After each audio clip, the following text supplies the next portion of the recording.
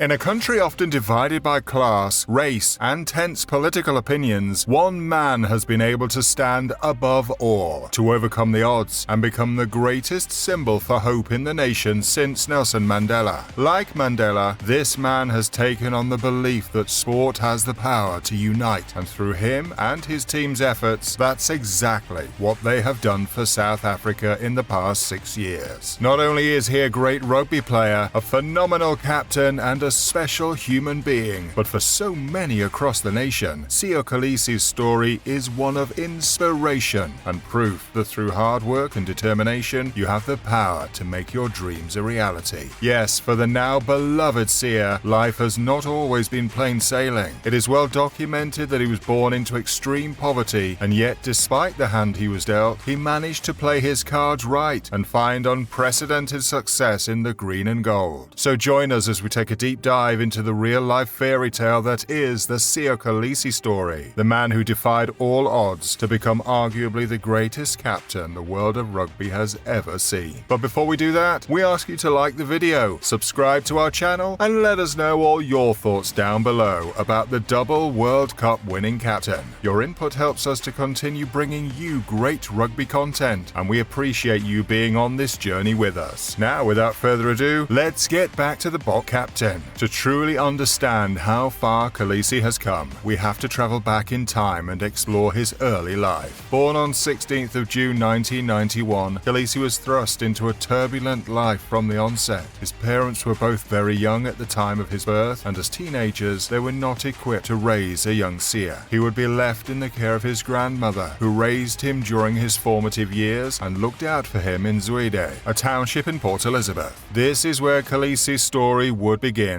but no one would have forgotten how difficult his early years would become. Kolisi's father was not around much, and the two never really had a relationship while he was young. While still in junior school, Kolisi would experience the first of a string of tragedies as his guardian grandmother passed away in his arms. Without his primary caregiver, Kolisi turned to behavior which could have led him down a dark tunnel. In his own words, he stated that the one person who loved him unconditionally had gone, and without her, Zwide could seem an even scarier place than before. He began drinking alcohol and sniffing petrol before he was even 10 years old. Kolisi witnessed a man be stoned to death in front of him and would sometimes find his mother's teeth lying around as a result of the beating she would suffer from men in the area. Yes, Kolisi's childhood was a living tragedy in an environment that few can escape from. But things would soon change when a local rugby coach for Kolisi's club side, African Bombers, noticed the potential in the young boy. Suffering from malnutrition and being a lot smaller than the man we see today, schools were not eager to welcome Kolisi into their ranks. His coach was adamant that should a school come knocking for his other players, they would have to take Kolisi as well. After a youth tournament in Mossel Bay, Kolisi and his peers drew the attention of a prominent traditional rugby school in Port Elizabeth, and that was Grey High School. Grey was known for producing many sporting stars, such as Paralympic swimmer Kevin Paul and cricketing legend Graham Pollock. With the facilities available to him, Kolisi looked to make the most of his opportunities. At the time, Kolisi couldn't speak English and would have to adapt quickly, and adapt he did. He went on to represent the Grey First 15 proudly, becoming a prefect and represented his country at age group level. During his high school years, his mother would sadly pass away, and Kolisi would later take on the brave decision to adopt his younger half-siblings. All these experiences slowly shaped Kolisi into the man we see today. Upon becoming a man, Kolisi had penned a deal to go to the Western Province Rugby Academy in the hopes of becoming a Stormer and one day a Springbok. At the WPRU, Kolisi would be surrounded by a group of extremely talented players around the same age as him. Those players included the likes of Eben Etzebeth, Stephen Kitsoff, Frans Malherbe, Damien de Allende, and Cheslin Colby. At the time, no one would have guessed what that group would go on to achieve. Kolisi spent his early years honing his craft and learning from more experienced players at the Stormers, such as childhood hero Skalkberger and future teammate Dwayne Vermeulen. He impressed enough to gain selection for the Baby Boks 2 years in a row and was soon running out on regular occasions for Western Province in the Currie Cup and the Stormers in Super Rugby. In 2013, Siya would realise a lifelong dream and become a Springbok. Heineken Meyer gave Kolisi a chance against Scotland. Kolisi came off the bench early in the game due to an injury to Arno Botha and would go on to have a man-of-the-match performance in his first outing for the Springboks. It seems that was an omen for what was to come later down the line. Despite his fine form in Super Rugby for the Stormers, Sear would struggle to nail down a starting berth in the green and gold for the next few years, with players such as Francois Lowe, Skulkberger and Marcel Coetzee being preferred in his position. But as is the case with Kolisi, there was no hurdle he could not overcome. It would take time, but eventually he would earn his stripes. Kolisi's early Springbok career was filled with some of the darkest days in Springbok rugby history. While he would gain selection to the 2015 World Cup squad, he would not feature prominently at the tournament. He was part of the Matchday 23 who shockingly lost to Japan. He would win a bittersweet bronze medal at the end of the tournament and hope that the years to come would be more fruitful. This would not be the case. By 2017, Kolisi found himself becoming a regular starter for Alistair Coetzee's Springboks, but this was when South African rugby was at all-time lows. They would suffer a demoralising 57-0 loss to the All Blacks, and the calls for change were echoing around the nation. In stepped the mastermind himself, Rassie Erasmus. Rassie was no stranger to Sear. In fact, Rassie had been part of the Stormers setup when Kolisi was identified as a young player that they wanted to bring to the Cape. As his first order of business, Rassie appointed Siya Kolisi as the new Springbok captain, a decision which shocked many, including Sear himself. If one really wants to look at how far Kolisi has come, then comparing his captaincy of the side initially to that of the present day should show you just how much he has grown. Kolisi was known for his quiet, soft-spoken nature and appeared nervous to talk to referees at first. As time went on, Kolisi grew into the role and would go on to become one of the greatest captains the game of rugby has ever seen. Can you think of any better captains than Kolisi? Let us know down below in the comments. Appointing Kolisi as captain was a checkmate chess move from Rassie. In Sear, he knew that he had a symbol of hope for the country, and through their collective leadership, they could unite the nation. Siya Kolisi ran out at Ellis Park in 2018 against England to become the first black African captain in the history of South Africa. With the support of his teammates, the desire to achieve a common goal, and the will to make their country a better place, the Springboks have found unparalleled success since Kolisi became captain. It all began with the Springboks winning the Rugby Championship in 2019, and then going on to shock the world by winning the 2019 World Cup. By doing so, Kolisi joined a special group of players to lead their side to World Cup glory and lift the William Webb Ellis Trophy. He would not rest on his laurels there, however. 2 years later, he would once again lead the Boks in a winning effort against the touring British and Irish Lions side in a nail-biter series. As the team evolved, so did Kolisi, adding different skills to his arsenal and improving as a player year in and year out. As a captain, Kolisi has never been the most talkative of captains when compared to captains of the past like John Schmidt. Instead, Kolisi puts his body on the line and leads from the front,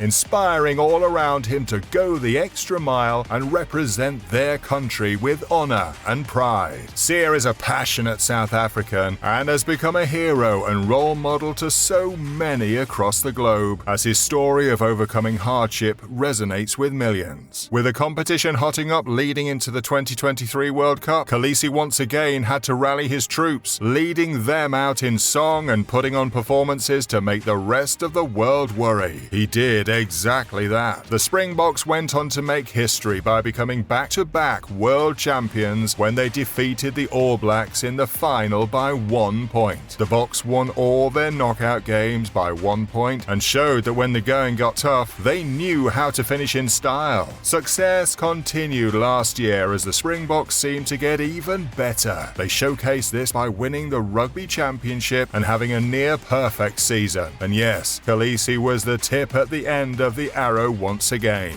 A perfect example to the nation for what happens when you follow your dreams. Now, at the age of 33, and having achieved just about everything there is to achieve in rugby, it remains to be seen how much more Sia can accomplish. His performances are as great as they have ever been, and his sights seem set on the 2027 World Cup. Do you think he'll be the first captain to ever lift 3 World Cups? Let us know down below. Away from rugby, Kolisi has been an advocate for the fight against gender-based violence, a philanthropist with his Kolisi Foundation, and a leader in making a difference through charitable work. His star will continue to shine bright long after he has hung up his boots due to the legacy he has left. Well, we hope you've enjoyed our take on the Cinderella story that is Sia's life, and now it's your chance to have your say down below. As always, thanks for watching. Be sure to give the video a like, subscribe to our channel, and keep an eye out for plenty more to come. Until next time, bye for now.